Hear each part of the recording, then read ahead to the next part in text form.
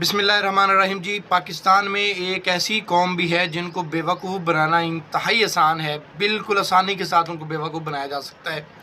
और उस कौम को तकरीबन पिछले 12-13 साल से एक मखसूस जमात जो है वो बेवकूफ़ बनाने पे लगी हुई है।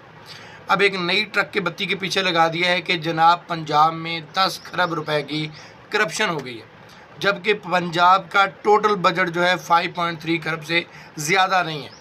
तो मुबारक हो जी इनको एक दफ़ा फिर बेवकूफ़ बनने से। और दूसरी एक और सुनिएगा, ये बिल्कुल वैसे ही इतनी करप्शन हो सकती है।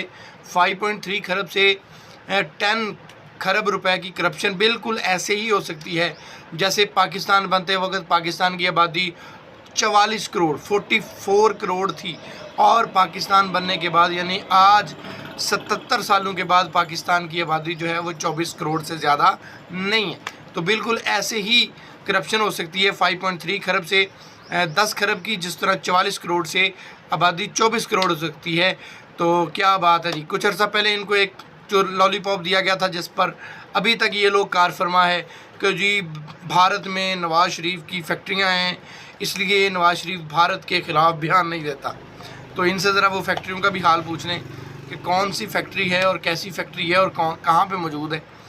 तो माशाल्लाह अल्लाह रब्बुल इज़्ज़त इनको मज़ीद बनने की तौफ़ीक अता फ़रमाए और ये बनते रहते हैं। Thank you, bye bye.